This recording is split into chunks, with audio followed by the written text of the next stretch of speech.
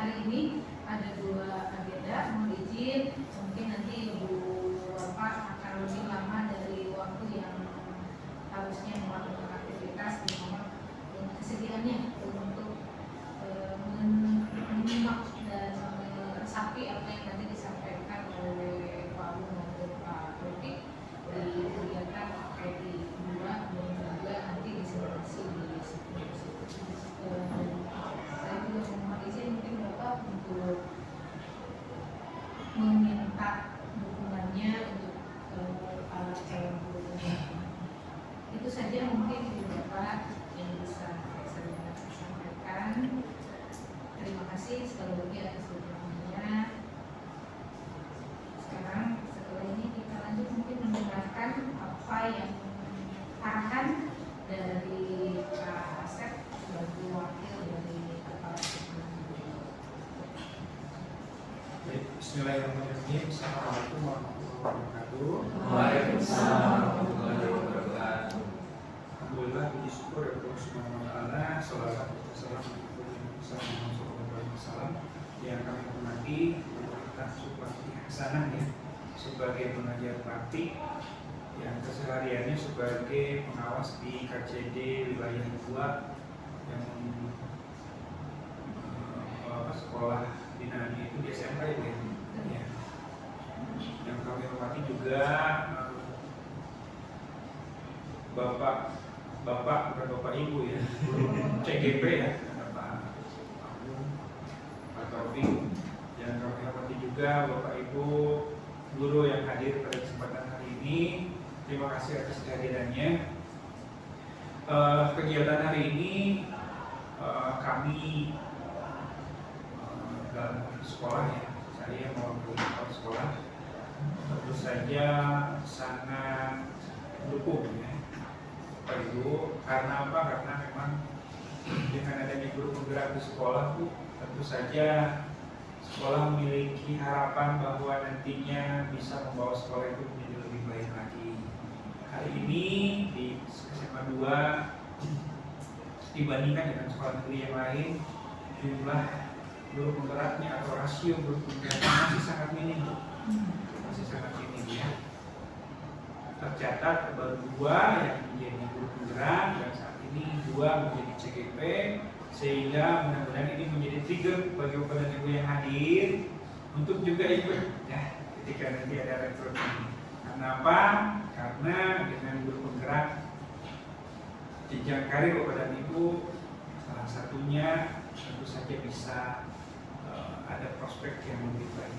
Seperti informasi, guru penggerak yang baru saja lulus belum lama, angkatan 8, ikut uji kom pengawas, langsung lulus bukan ya. Karena apa? Karena kebutuhannya juga sangat besar ya. Ada dari SMA 1 Pak Teguh, ada dari SMA 7 Bu Susi, ada satu lagi Pak Beni dari SMA 10 ya. Itu baru lulus belum lama, udah langsung ikut uji kom ya, dan ternyata lolos ya, walaupun prosesnya mungkin Bu masih agak panjang ya Bu ya mungkin ya, tapi sejauh ini kan sangat cepat ya Bu ya, dari GP langsung jenjang karirnya kan pengawas adalah jabatan fungsional tertinggi untuk guru ya. Lompatannya mungkin mereka tidak pernah bayangkan. Oleh karena itu saya ingin Bapak dan Ibu yang hadir pada kesempatan pagi hari ini juga bisa termotivasi ya. Jadi saat ini seandainya ada pembukaan guru penggerak jangan nanti, kenapa? Karena nantinya juga sekolah akan terbantu ya dengan kehadiran guru penggerak dan juga tetap semangat ya bagi Pak. Tapi karena yakin tugas dan tanggung jawab sekolah ini juga sudah berat gitu ya, banyak aktivitasnya, ditambah lagi dengan guru penggerak, ditambah lagi dengan mungkin menjadi wali kelas. Jadi mungkin manajemen waktu juga sangat penting agar bapak-bapak semuanya bisa sukses sampai dengan nanti ditetapkan kukuhkan menjadi guru penggerak ya. Saya kira itu, dan mohon maaf tuh apabila ada penyebutan kami yang masih kurang ya. Inilah SMA Negeri 2 dengan segala keterbatasannya. Saat ini ada 2 event penting yang juga bersamaan dengan ini gitu ya. Sehingga mohon maaf kalau mungkin setelahnya juga tidak terlalu banyak karena kami tarik menarik nih.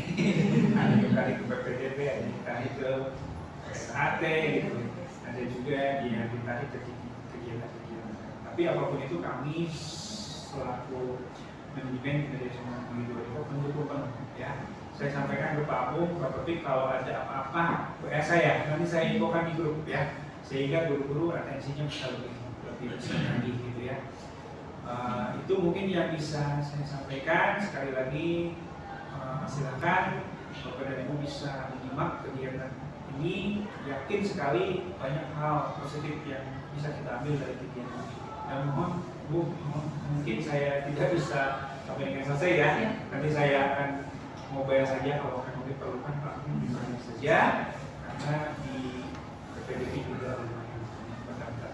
Itu saja mungkin yang bisa kami sampaikan. Terima kasih. Wassalamualaikum warahmatullahi wabarakatuh. Waalaikumsalam warahmatullahi wabarakatuh.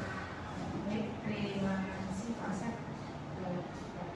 Dengan kehadiran Pak Asep ikut pembukaan episode itu sudah kami di program Guru Gerak sudah menyempatkan menyapa kami dan memberikan dukungan sepenuhnya untuk kegiatan ini.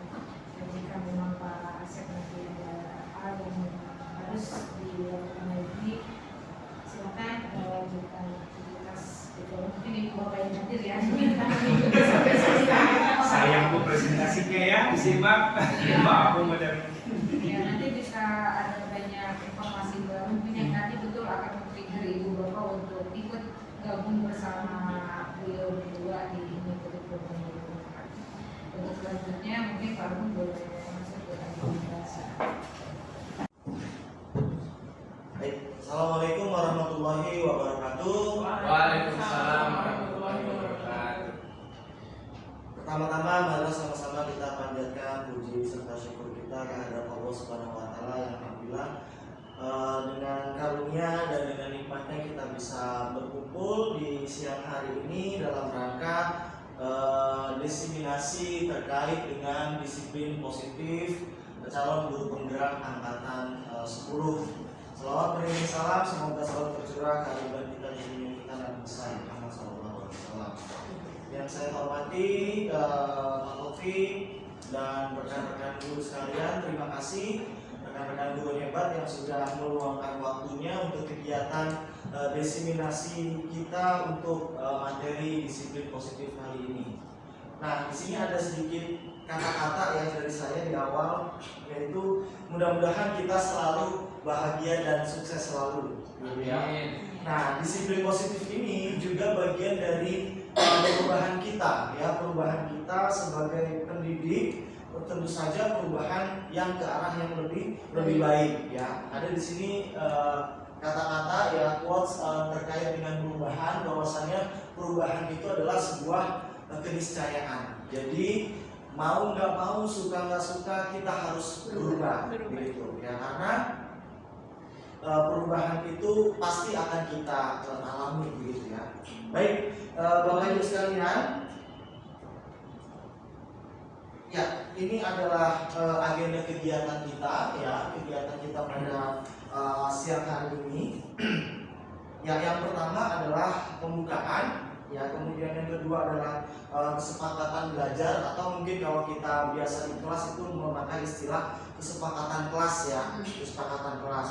Nah, kemudian yang ketiga adalah pemaparan materi dari saya terkait dengan disiplin positif. Kemudian yang keempat adalah ada sesi tanya jawab dan refleksi, begitu.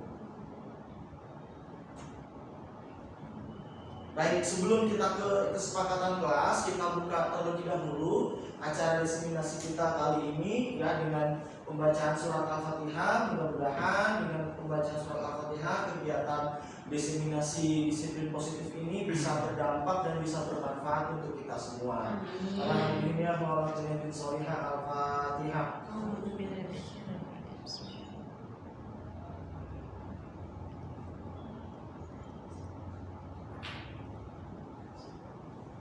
Amin amin ya rabbal alamin. Baik, langsung kita menginjak ke agenda berikutnya Bapak Ibu sekalian, yaitu terkait dengan kesepakatan kelas. Di sini saya sudah membuat 4 poin terkait dengan kesepakatan kelas ya. Yang pertama adalah tepat waktu. Alhamdulillah Bapak Ibu sekalian sudah tepat waktu menuju kelas untuk kegiatan diseminasi ini. Kemudian yang kedua adalah saling menghargai pendapat. Jadi nanti apabila nanti dari Bapak Ibu sekalian saya melontarkan untuk mengemukakan pendapat, silakan dikemukakan, dan yang lain mendengarkan dan menghargai pendapat dari yang sedang berbicara begitu.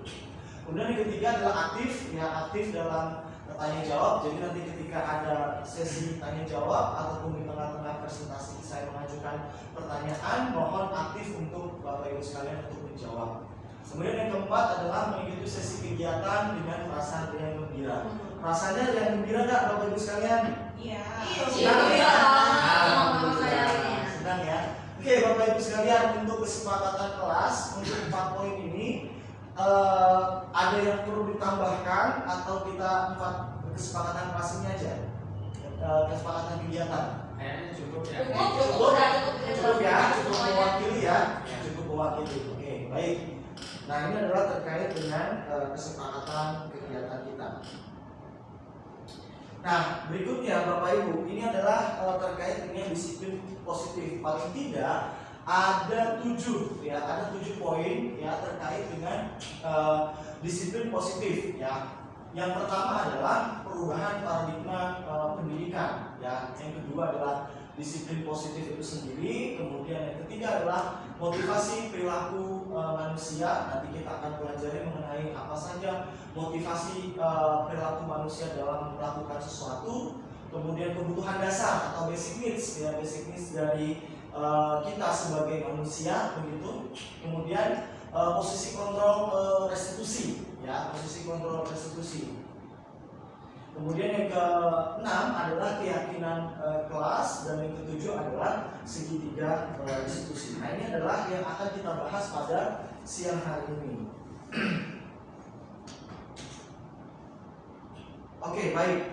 Saya awali Bapak Ibu sekalian dengan filosofi KHD. KHD itu siapa Bapak Ibu sekalian? Ki Hajar Dewantara. Hebat ya. Ki Hajar Dewantara, atau kalau yang dengan dialek Jawa Ki Hajar Dewantara. Ki Hajar Dewantara ya. Kok bisa berubah ya Pak? Iya. Namanya kok bisa berubah? Ya itu sesuai dengan kalau di Jawa biasanya pakai Ki Hajar Dewantara, Dewantara ya. Kalau mungkin sudah Jakarta, Dewantara. Itu hanya Kalau di Sumatera? belum tahu ya. Nah, KHD atau Ki Hajar Dewantara ini merupakan adalah Bapak Pendidikan Nasional, begitu ya, Bapak Pendidikan Indonesia Ki Hajar Dewantara. Karena memang beliau yang yang memberikan fondasi pemikiran, yang memberikan fondasi pemikiran terkait dengan pendidikan yang ada di Indonesia begitu. Nah, beliau mengemukakan tentang pendidikan ini secara intisarinya ya, atau garis besarnya saya rangkum dari beberapa sumber begitu. Nah, bahwasanya pendidikan itu adalah menurut Ki Hajar Dewantara, pendidikan itu adalah gerbang utama untuk menjadi manusia yang seutuhnya secara lahir dan batin. Jadi proses pendidikan itu adalah menjadi pintu ya, menjadi gerbang utama untuk menjadi manusia yang seutuhnya. Jadi proses pendidikan itu akan membentuk kita ya, atau membentuk peserta didik sebagai manusia yang seutuhnya. Ya, menurut Ki Hajar Dewantara ada 4 poin ya, ada 4 poin dalam proses pendidikan. Yang pertama apa? Pendidikan Pendidikan ibarat petani. Kemudian yang kedua, menuntut bukan menuntut. menuntun ya, bukan menuntut. Yang ketiga, Menghamba pada murid. menghamba pada murid ya. Kemudian yang keempat, Anak bukan tabula rasa. anak bukan tabula rasa. Baik, kita coba elaborasi dulu nih. Yang pertama ya, pendidik itu ibarat petani. Baik, Ya. ada yang bisa mengemukakan pendapatnya terkait dengan filosofi Ki Hajar Dewantara bahwasanya pendidik itu sebagai atau ibarat petani? Boleh diacungkan tangannya terlebih dahulu? Ya, coba. Ya, silakan. Muridnya itu diibaratkan benih, ya kan? Nah, petani itu kan biasanya merawat benih, misalnya di padi dirawat, dijaga, dipupuk, seperti Malika, ya kan? Dianggap seperti anak sendiri. Betul. Jadi, ketika benihnya udah jadi, itu kan hasil yang diperoleh oleh pendidik tersebut selama anaknya tersebut. Jadi kira-kira gitu Pak. Kira-kira begitu ya. Oke, tepuk tangan dong. Hebat ya. Pendidik ibarat petani. Jadi kita sebagai petani itu merawat benih supaya benih yang menjaga supaya benih tersebut tumbuh ya sampai menjadi pohon yang rindang, kemudian membuahkan hasil yang manis begitu. Nah itu adalah pendidik diibaratkan sebagai petani. Nah kemudian yang kedua adalah menuntun, bukan menuntut. Nah kira-kira kalau boleh jujur Bapak Ibu sekalian, untuk dalam keseharian kita kepada peserta didik ini lebih menuntun atau menuntut? Menuntut. Ya. Saya harus bantu. Saya apresiasi kejujurannya ya. Mungkin sekarang ini kita lebih banyak menuntut ya, menuntut kepada peserta didik. Nah, nilai kamu harus sekian. Nah, nilai kamu harus di atas KKM. Nah, kamu harus memiliki perilaku yang baik dan seterusnya. Ya. Nah, mungkin paradigma itu harus kita mulai bergeser sedikit-sedikit ya Bapak Ibu ya. Mungkin kita bergesernya nggak bisa secara radikal gitu ya, secara cepat gitu ya, tapi kita bisa belajar sedikit demi sedikit begitu ya dengan menuntut. Jadi yang tepat adalah sebagai pendidik itu adalah kita harusnya menuntun bukan menuntut. Baik, azan kita dengarkan dulu ya. Bentar. Oke, kita lanjutkan ya. Yang kedua itu adalah menuntun bukan menuntut. Nah ini harus mulai bergeser nih paradigma pendidikan kita sebagai pendidik yang awalnya kita hanya menuntut kepada siswa, tetapi kita harus menuntun gitu, menuntun bagaimana membimbing siswa dalam untuk menjadi ke arah yang lebih positif atau lebih baik lagi gitu ya. Nah kemudian yang ketiga yaitu adalah menghamba pada murid. Nah ini kira-kira kata-kata menghamba ini gimana? Jadi dengerin Iya. Kurang ya? Betul. Menghamba harus kepada Tuhan ya. Nah ini memang diksi untuk menghamba ini menjadi kontroversi ya, dan menjadi perbincangan juga di kalangan antar pendidik begitu, bahwasanya kata-kata menghamba ini terlalu merendahkan kita begitu kan. Nah tetapi mungkin kita artikan menghamba ini adalah bahwasannya dalam setiap proses pendidikan yang kita lakukan itu harus berpusat pada murid begitu, berpusat pada murid sesuai dengan bakat, minat atau sesuai dengan kebutuhan murid begitu. Jadi inilah yang dimaksud Ki Hajar Dewantara menghamba pada murid begitu. Jadi menghamba ini bukan berarti kita menyembah murid gitu, bukan, tetapi memang bahasa Ki Hajar Dewantara itu begitu dalam begitu ya, sehingga mungkin diksi yang dipakai oleh Ki Hajar Dewantara itu adalah menghamba pada murid begitu. Tetapi maksud menghamba pada murid di sini adalah kita dalam setiap proses pendidikan yang kita lakukan harus berpusat pada murid atau pada siswa begitu ya. Kemudian yang keempat adalah anak bukan tabula rasa. Nah, tabula rasa apa? Bukan terang kosong. Ya, anak itu sebetulnya mereka adalah bukan kertas kosong gitu. Bukan kertas kosong artinya mereka itu sudah memiliki bawaan karakter dari lahir. Ya, ada goresan-goresan yang sudah mereka bawa dari keluarganya, dari lingkungannya. Nah, goresan-goresan itu apakah semuanya positif? Tidak. Apakah semuanya negatif? Tidak. Pasti ada keduanya, baik positif maupun negatif. Nah, tugas kita sebagai guru adalah menebalkan bawaan-bawaan mereka yang positif gitu. Karakter-karakter bawaan mereka yang positif. Nah, itu kita sebagai pendidik harus bisa menebalkan karakter-karakter bawaan dari mereka begitu ya. Nah, itulah yang dimaksud dengan anak bukan tabula rasa gitu. Nah, yang berikutnya adalah, nah ini mungkin bisa menjadi renungan kita bersama begitu ya, bahwasanya dalam proses pemikiran atau paradigma pendidikan itu kita harus sudah mulai bergeser gitu ya, atau berubah. Nah, di sini ada dua kalimat gitu ya, berpusat pada guru dan berpusat pada murid. Nah, kalau boleh saya tanya, kegiatan proses pendidikan yang kita lakukan di kelas, proses belajar mengajar lah, proses KPM gitu ya, yang kita lakukan sekarang itu sudah berproses pada murid atau masih berpusat pada guru? Setengah-setengah Pak. Setengah-setengahnya gimana? Terkadang kita pakai berpusat pada murid, gitu kan, terus kadang juga pakai berpusat pada guru. Karena kalau misalnya kita hanya berpusat pada murid, kadang-kadang ya namanya sesama teman sebaya ya, ada yang mendengarkan, ada yang tidak.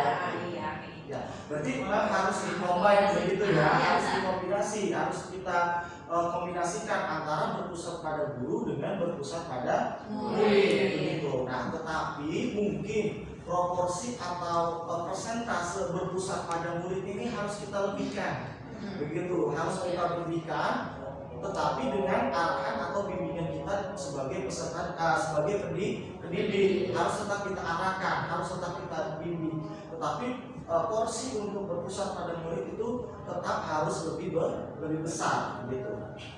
Nah, yang berikutnya adalah mendorong murid belajar aktif dan bermakna. Nah, ini harus kita lakukan di ruang-ruang kelas kita. Kita ketika melakukan proses pembelajaran ya harus misalkan menggunakan metode yang menarik, begitu ya, supaya lebih aktif lagi belajarnya dan lebih bermakna, begitu ya. Jadi tidak monoton dengan hanya menggunakan metode ceramah, begitu, tapi kita selingi dengan games atau bisa kita pakai fokus group discussion, FGD, atau kita pakai snowball throwing dan lain sebagainya. Nah, itu supaya anak murid belajar menjadi lebih aktif dan bermakna. Gitu. Nah, ketiga adalah membangun sikap dan perilaku. Nah, ini juga menjadi penting. Sikap dan perilaku anak, ada istilah begini. Guru kencing berdiri, murid kencing berlari gitu. Atau ada slangnya itu, guru kencing berdiri, murid kencingin guru gitu. Ada yang begitu ya, cuman biasanya guru kencing berdiri, murid kencing. Artinya sikap dan perilaku murid itu tergantung dari kita sebagai guru yang memberikan contoh kepada murid. Ya, ketika kita berperilaku, memiliki sikap yang baik, memiliki perilaku yang baik, insya Allah murid kita akan melihat, begitu melihat, dan mereka akan internalisasi ke dalam sikap dan perilaku mereka dalam sehari-hari, begitu. Nah, yang berikutnya adalah disiplin positif ya. Ada berapa poin di sini disiplin positif? Ada 6 ya. Yang pertama apa? Kolaboratif, motivasi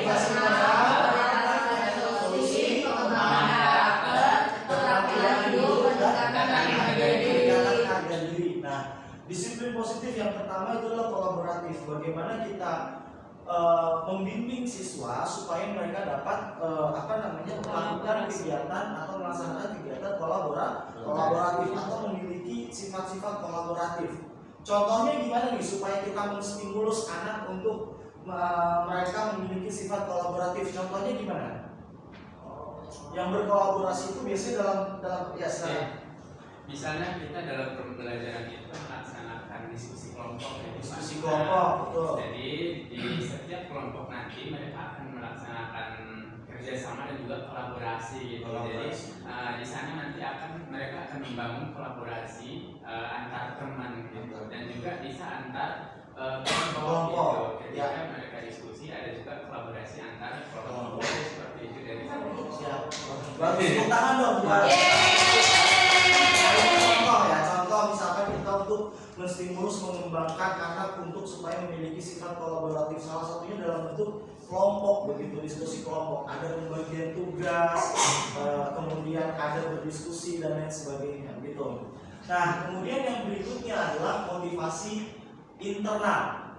Pertanyaan saya, motivasi yang baik itu adalah motivasi internal atau motivasi eksternal? Internal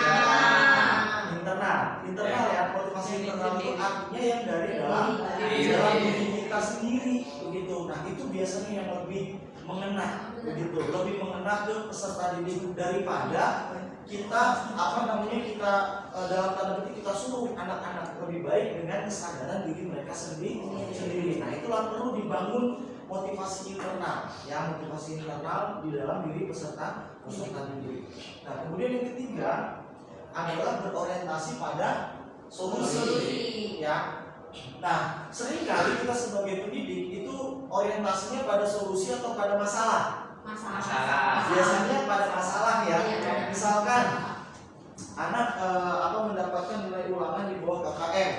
Wah udah kita tanya, kamu kenapa di bawah KKM? Kamu nggak belajar? Apa kamu nggak seterusnya? Begitu ya. Nah itu yang berorientasi pada masalah. Nah tapi kalau yang berorientasi pada solusi, kita panggil anaknya, kemudian mungkin kita tanya kenapa kamu mendapatkan nilai di bawah KKM? Apa kamu ada kesulitan dalam belajar materi? Oke, baik kita lanjutkan untuk disiplin positif, yaitu yang ketiga adalah pengembangan karakter. Nah kita sebagai pendidik harus bisa melakukan pengembangan karakter kepada karakter peserta didik kita yang sudah baik. Tentu saja pengembangan karakter ini harus ke arah yang lebih positif lagi begitu. Artinya ketika peserta didik kita sudah memiliki contoh kata-kata karakternya jujur, nah ketika di sekolah itu mereka harus lebih jujur lagi begitu ya. Kemudian yang berikutnya adalah keterampilan hidup.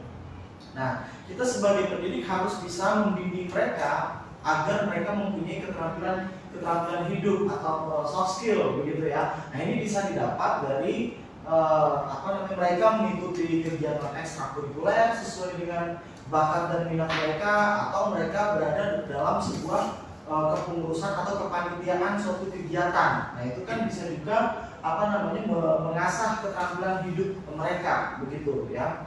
Kemudian yang keenam adalah peningkatan harga diri. Nah karena kita mengajar di satuan pendidikan, kita mengajar di SMA ya. SMA itu biasanya anak-anaknya kan remaja ya. Nah kalau terkait harga diri gimana? Kalau masa-masa remaja?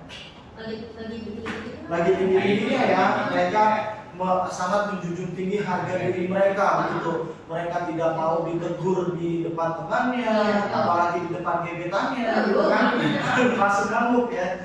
Kita tidak boleh menjatuhkan harga diri mereka di depan teman-temannya begitu. Nah ini kita harus bisa melakukan cara-cara yang tepat ketika kita ingin menegur ya atau memberikan nasihat kepada peserta didik kita untuk dalam rangka peningkatan harga diri mereka. Nah ini bisa kita lakukan dengan cara apresiatif, tindakan apresiatif yang kita mengapresiasi sekecil apapun tindakan baik mereka itu harus kita apresiasi. Ya let's say ketika mereka menjawab pertanyaan kita saja langsung kita bilang misalkan pintar atau bagus begitu ya. Nah, itu kan sebetulnya apresiasi kecil yang mungkin membekas di hati mereka begitu. Itu dalam rangka peningkatan harga diri. Nah lanjut, ini adalah perbedaan antara disiplin dan hukuman. Ya, perbedaan antara disiplin positif dengan hukuman. Nah, kalau boleh kita jujur, mana yang lebih banyak kita lakukan sebagai pendidik? Ya, kita melakukan disiplin yang positif atau kita memberikan hukuman? Hukuman. Biasanya hukuman ya. Biasanya hukuman. Nah, ini kita harus sudah bisa menggeser gitu ya, mengubah paradigma kita sebagai pendidik. Kita bukan saja hanya atau bukan memberikan hukuman, tapi kita memberikan yang disiplin positif gitu. Nah, contohnya di sini misalkan disiplin positif itu memberikan anak alternatif pada hal-hal yang bersifat positif, yaitu untuk disiplin positif. Kemudian kalau hukuman itu memberitahu murid apa yang tidak boleh dilakukan tanpa menjelaskan mengapanya. Misalkan, nah jangan ke situ ya, gitu ya. misal jadi situ ya, tapi kita tidak memberikan alasannya kenapa anak tersebut tidak boleh ke situ atau tidak boleh melakukan hal tersebut begitu. Nah, kalau disiplin positif tidak, kita harus memberikan reasoningnya, alasannya kenapa kita melarang anak untuk tidak melakukan hal tersebut begitu. Kemudian yang kedua adalah kalau untuk disiplin itu mengajarkan anak untuk memahami alasan dari sebuah aturan ya. Contoh kalau hukumannya, kita ke hukuman, mengajarkan anak untuk mengikuti aturan karena adanya rasa takut untuk dihukum. Ya, untuk dihukum tidak memahami mengapa sebuah perilaku itu boleh atau tidak boleh dilakukan. Contoh misalkan rambutnya anak-anak itu gondrong. Oke, rambut anak-anak gondrong ini lagi banyak ya rambut anak-anak yang modelnya apa sekarang? Mulai sampingnya tipis ya, atasnya belakangnya panjang. Nah, disebut namanya model brokoli. ya.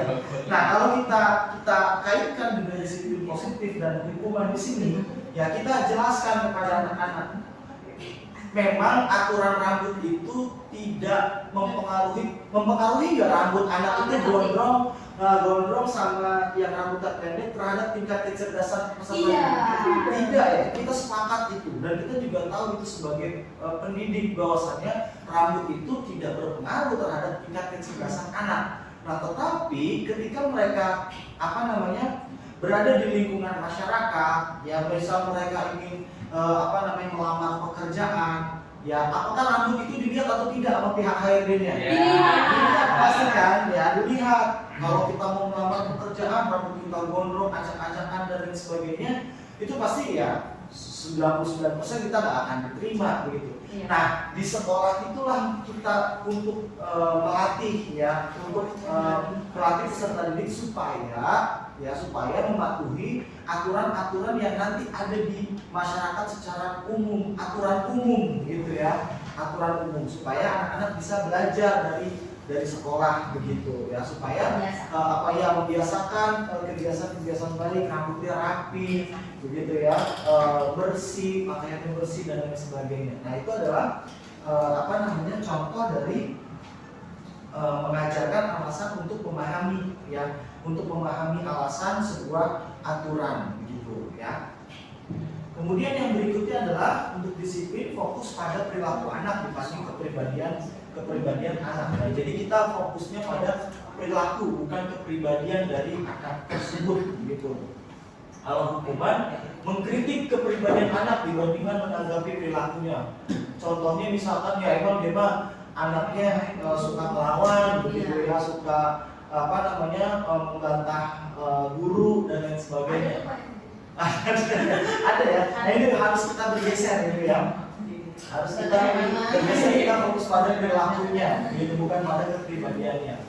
Nah, kemudian yang ketiga adalah untuk disiplin positif, menerima kesalahan atau pelanggaran sebagai kesempatan untuk belajar. Jadi kesalahan anak itu kita arahkan anak tersebut untuk bahwasannya oke, sekarang kamu melakukan kesalahan, tapi kedepannya kamu harus lebih baik lagi, misalkan yang terlambat, jangan sampai terlambat lagi di pertemuan berikutnya gitu. Nah, itu adalah menerima kesalahan atau pelanggaran sebagai sebuah kesempatan untuk belajar.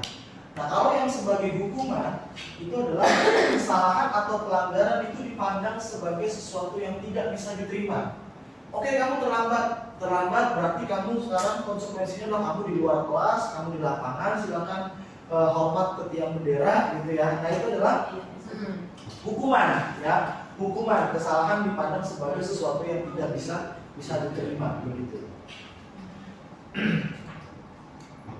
Masih semangat Bapak Ibu? Semangat ya. Jam-jam lawan ya, jam-jam makan siang begitu, mudah-mudahan masih semangat. Oke Bapak Ibu sekalian, ini ada teori perilaku manusia itu dibagi menjadi dua ya, yaitu ada teori motivasi eksternal dan ada teori motivasi internal. Nah, tadi kita sudah bersepakat bahwasannya motivasi yang baik itu adalah motivasi yang datang dari eksternal atau internal? Internal. Yang internal ya, yang internal. Nah, jadi kalau motivasi eksternal itu motivasi yang kita dapat dari luar pribadi kita. Contoh misalkan untuk menghindari ketidaknyamanan atau hukuman. Nah, ini contoh motivasi eksternal. Jadi kita tidak melakukan sesuatu itu karena kita takut dihukum, begitu. Atau kita tidak melakukan sesuatu, atau kita melakukan sesuatu untuk mendapatkan imbalan, begitu, dari orang lain. Itu adalah motivasinya eksternal, gitu ya. Mudah-mudahan nanti bisa bergeser ke motivasi internal.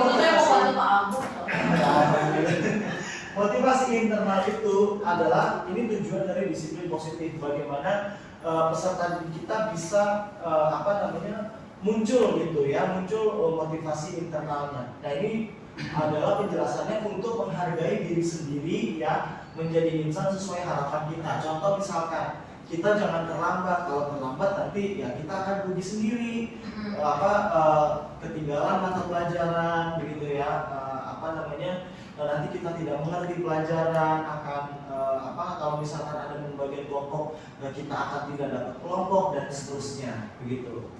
Ya, itu adalah motivasi internal. Jadi ketika peserta didik kita sudah memiliki motivasi internal yang kuat di dalam dirinya, insya Allah kita akan mengarahkan atau membimbingnya menjadi lebih mudah begitu kita mengarahkan peserta didik kita. Gitu. Nah, ini adalah kebutuhan dasar kita sebagai manusia. Gitu ya. Ini diambil dari teori umum gitu ya, basic needs manusia gitu ya, kebutuhan dasar manusia. Nah, yang pertama itu adalah kebutuhan bertahan hidup. Ini pertama, survival. Ya, bahwasannya kita sebagai manusia itu harus bisa memiliki kemampuan bertahan hidup begitu. Kalau kita lapar berarti kita harus tidur. Itu adalah kemampuan untuk bertahan hidup, survival. Nah, ini paling dasar yang dimiliki oleh manusia gitu, ya. Kemudian yang kedua adalah kebutuhan kasih sayang, ya, love and belonging, rasa diterima, kasih sayang dan rasa diterima oleh lingkungan begitu. Nah, itu menjadi apa tuh? Kasih sayang.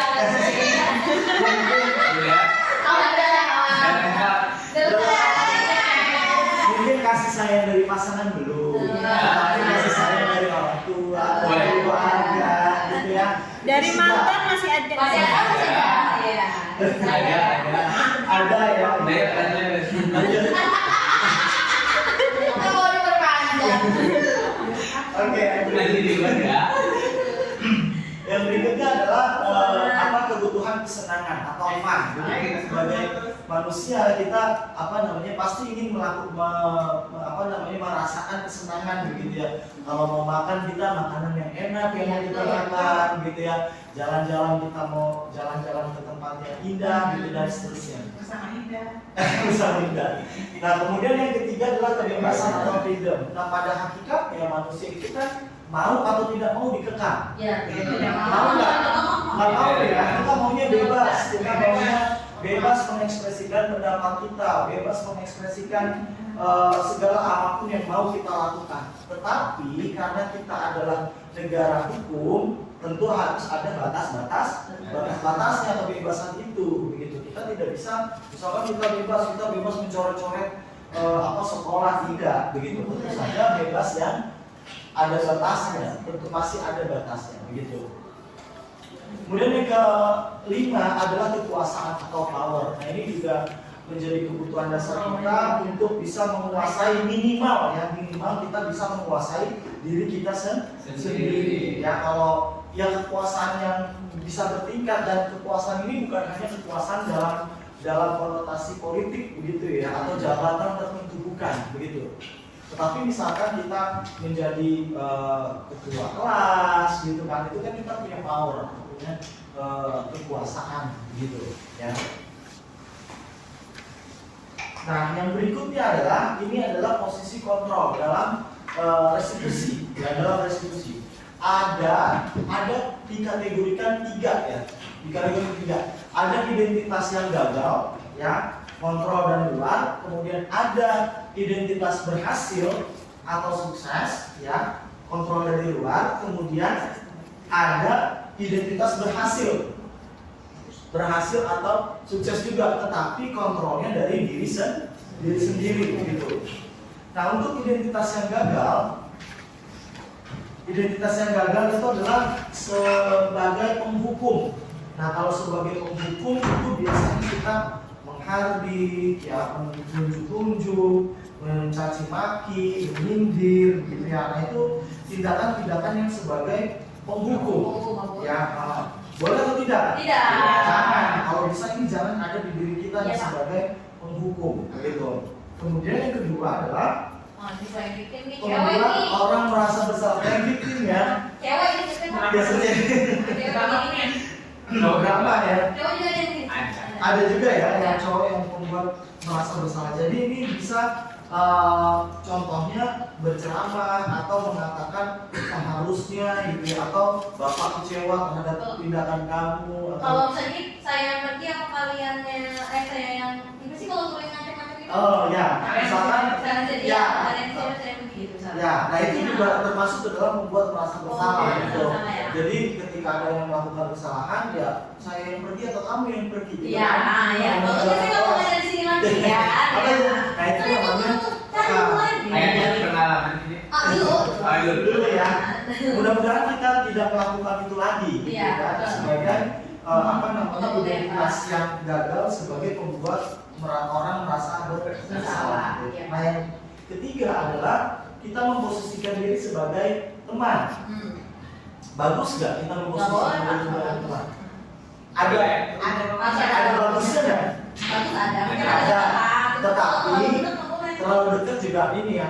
Jadi sombong Pak. Betul, jadinya nanti anak tersebut tidak menghormati kita sebagai guru begitu kan. Ya, sebagai teman ini contohnya adalah membuatkan alasan-alasan untuk muridnya. Contoh misalkan, ayolah lakukan demi ibu supaya ibu dapat penilaian yang baik dari kepala sekolah misal begitu ya. Nah itulah apa namanya sebagai teman begitu. Masa kamu tidak tahu sih gitu. Contoh lagi, masa kamu tidak ingat dengan yang sudah diberikan gitu ya, materi yang sudah diberikan itu sebagai teman.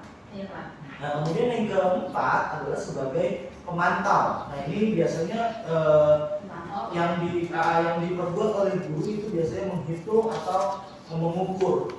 Ya contoh misalkan apa peraturannya kalau kalian terlambat di kelas begitu ya, apa konsekuensinya begitu.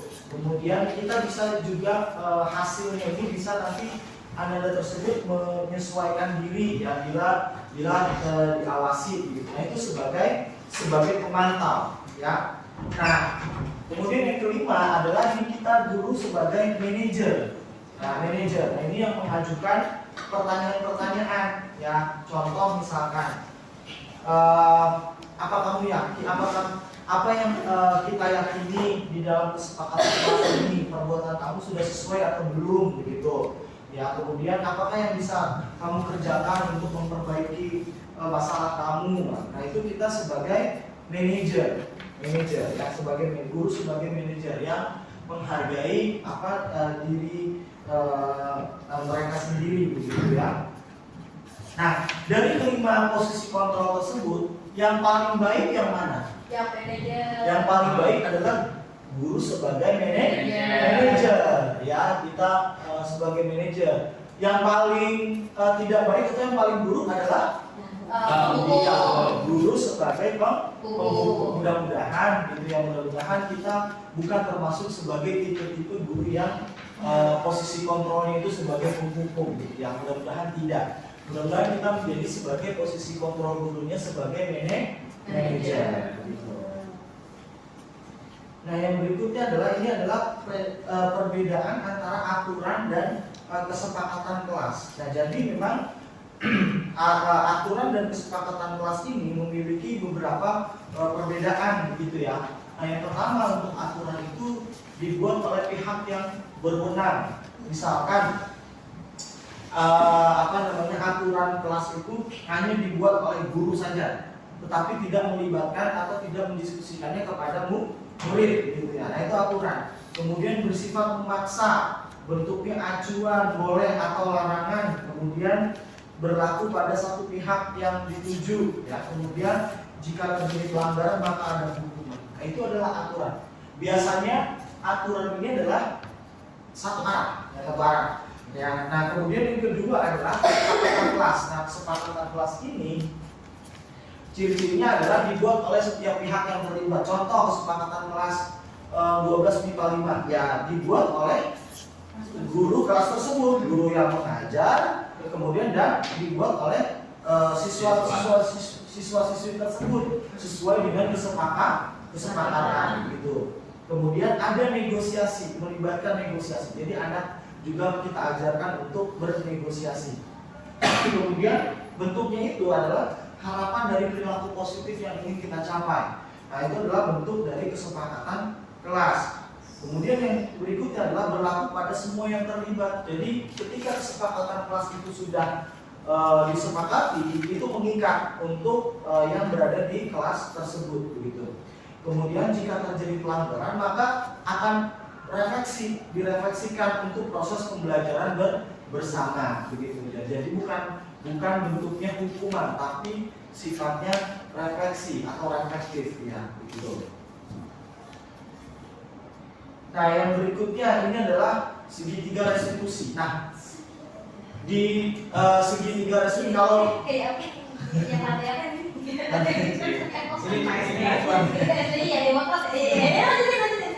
Nah ini adalah segitiga restitusi. Jadi ketika kita menghadapi suatu masalah begitu ya, baik itu di kelas terkait dengan masalah siswa, nah itu kita sebaiknya harus melaksanakan segitiga restitusi ini. Ya, segitiga restitusi. Di mana segitiga restitusi ini melibatkan 3 poin. Ya. Yang pertama adalah menstabilkan identitas. Kemudian ada validasi tindakan yang salah yang kedua. Dan yang ketiga adalah menanyakan keyakinan, ya menanyakan keyakinan begitu. Nah, yang pertama adalah menstabilkan identitas, ya menstabilkan identitas. Nah, saya pernah melakukan segitiga restitusi ini terhadap satu kasus yang saya jumpai di kelas gitu. Jadi kasusnya itu adalah anak tersebut terlambat di satu mata pelajaran tertentu. Ini perwalian saya.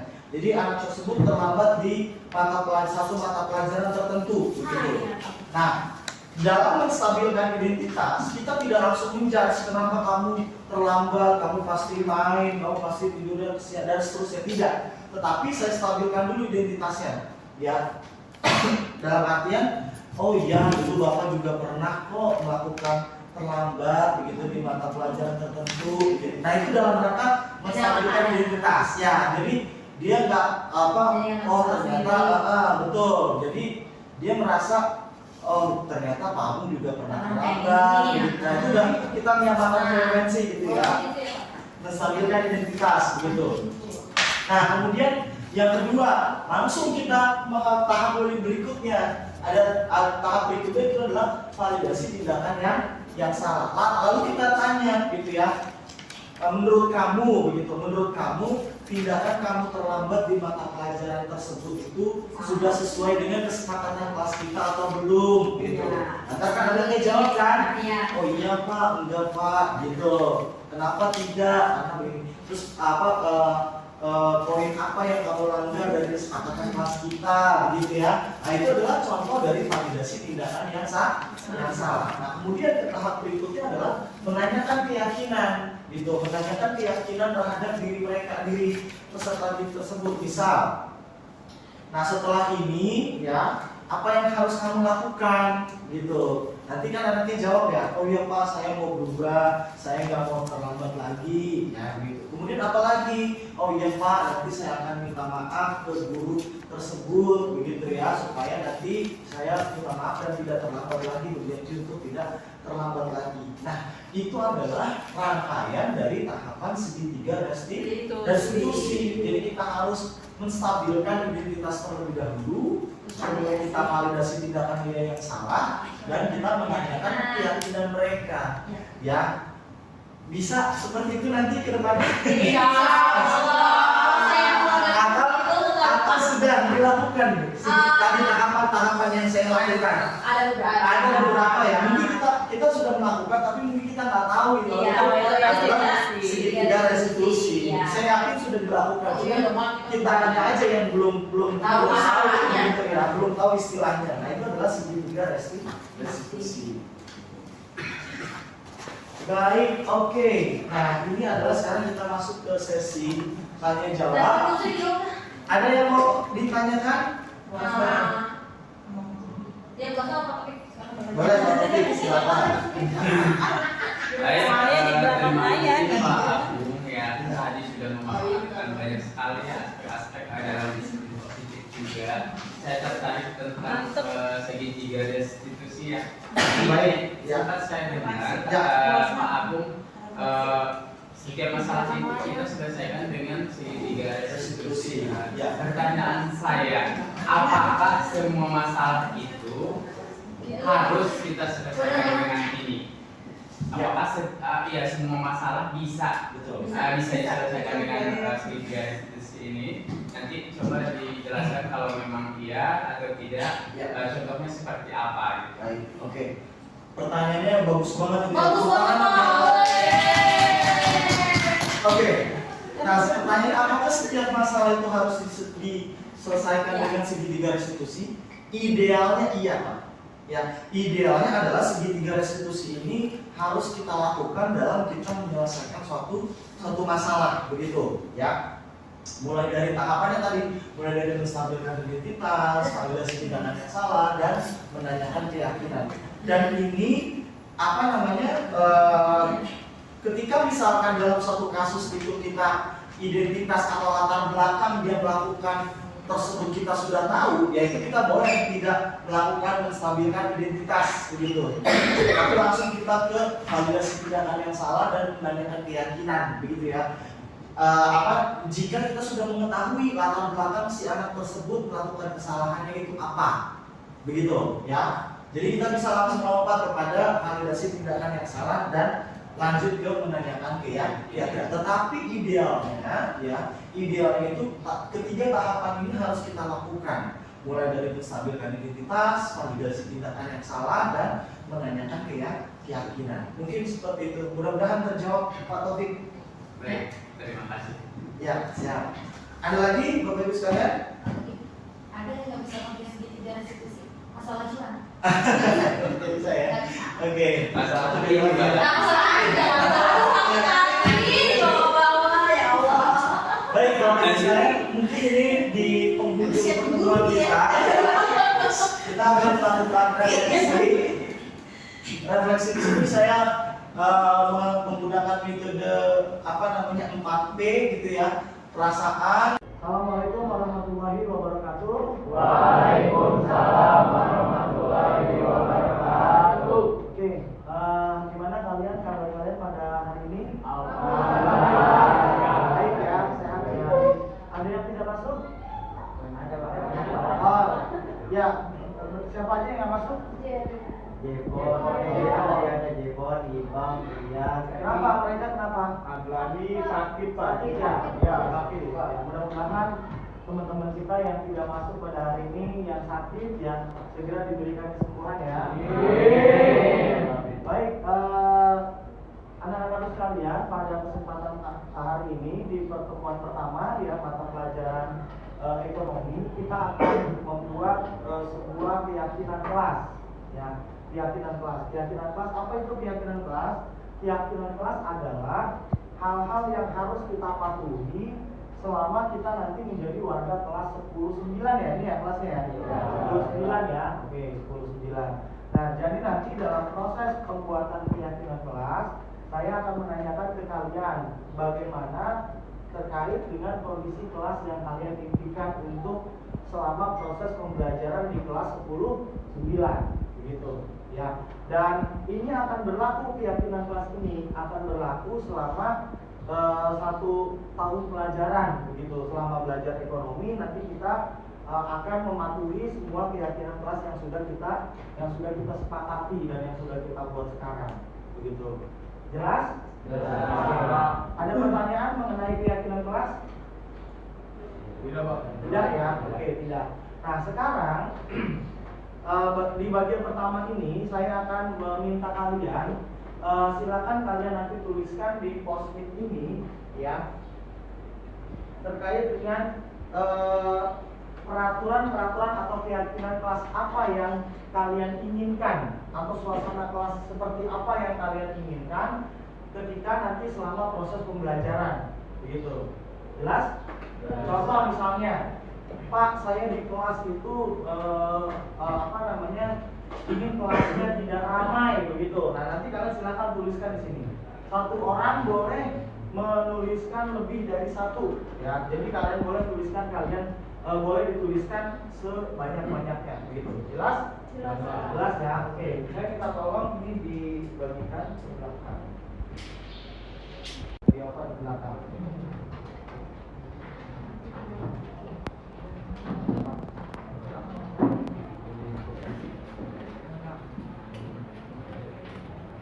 Ya, 10 minimal kalian tuliskan ya keyakinan kelas atau peraturan seperti apa yang kalian inginkan ketika kalian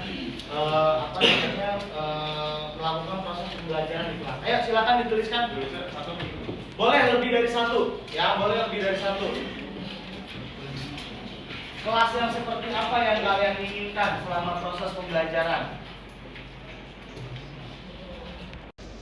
Boleh lebih dari satu ya, boleh lebih dari satu.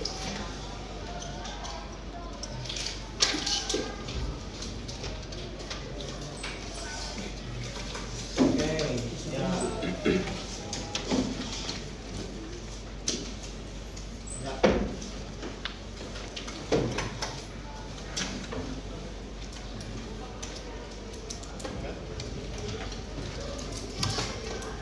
Boleh yang sudah silakan ditempel.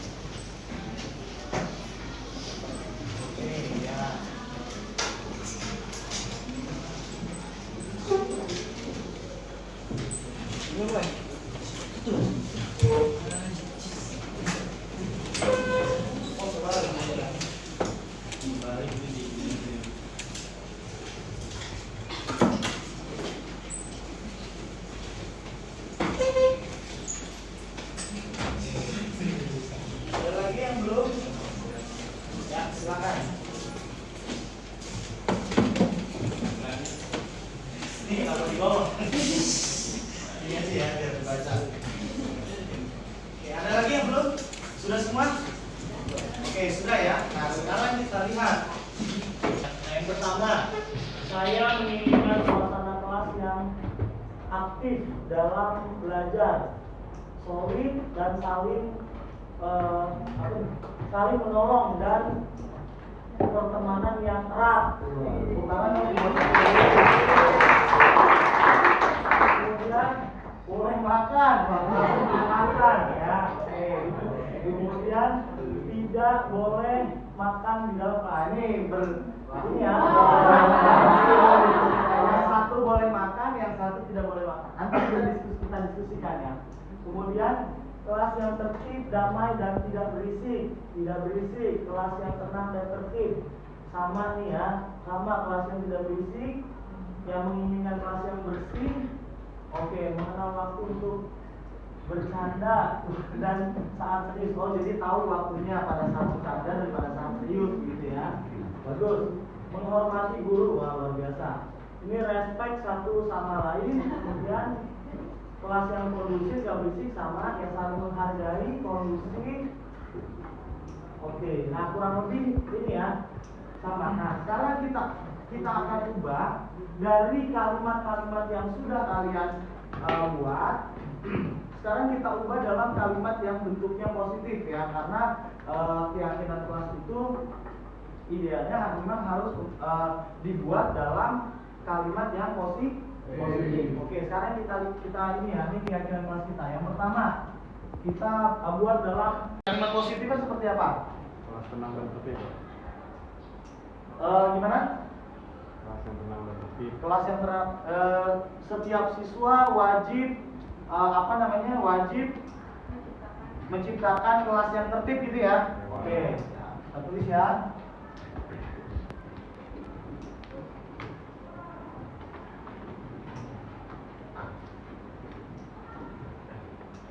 Menciptakan kelas yang tertib. Oke, itu yang pertama. Kemudian yang kedua. Yang kedua ini tidak berisik, mungkin masuk ke sini ya. Tertib ya. Oke. Kemudian yang kedua, kita ambil lagi, cari lagi.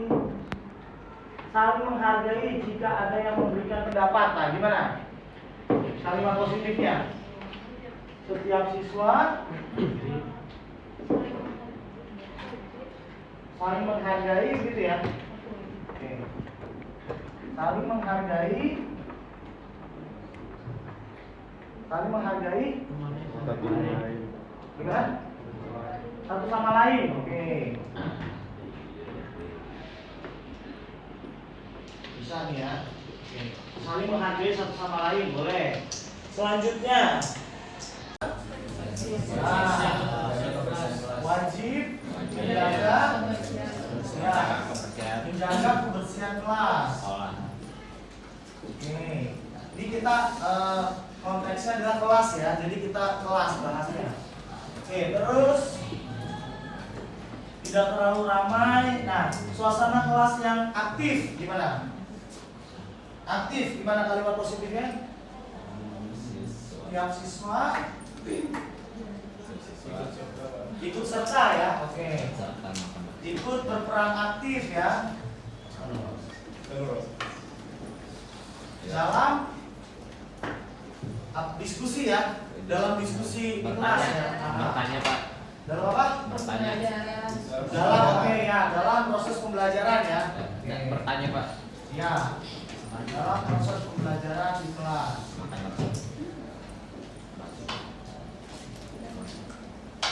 Oke, terus apa lagi?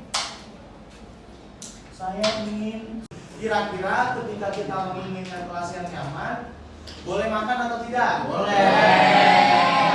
Boleh. Makan ringan gitu ya. Oke. Tetapi ketika sudah diperbolehkan oleh guru yang mengajar, gitu ya. Setiap siswa apa nih? Bahasa ininya gimana? Coba. Kalimat positifnya. Siswa diperbolehkan makan. Oke, siswa diperbolehkan ya. Siswa diperbolehkan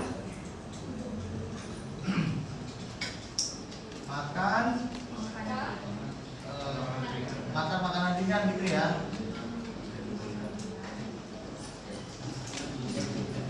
Atas ya. Ya, atas seizin guru. Oke. Berarti makan makanan ringan aja ya yang kita sepakati ya. Kalau makan nasi jangan ya.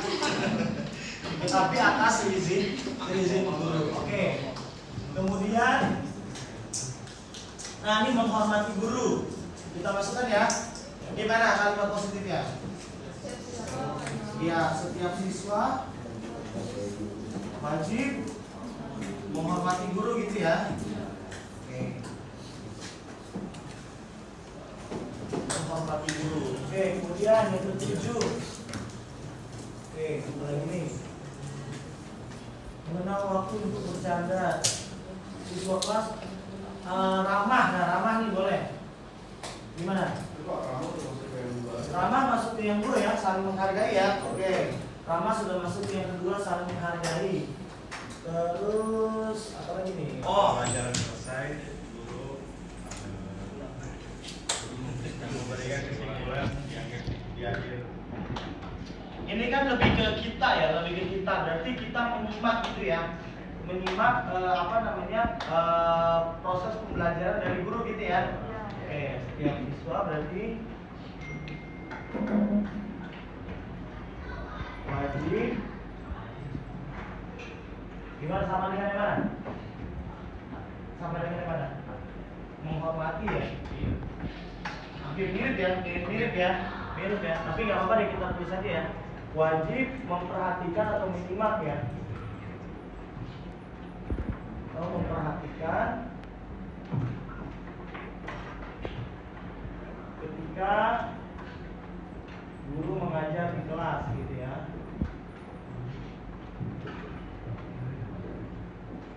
Oke, kemudian tadi ada satu nih yang apa namanya? Oke, pendapat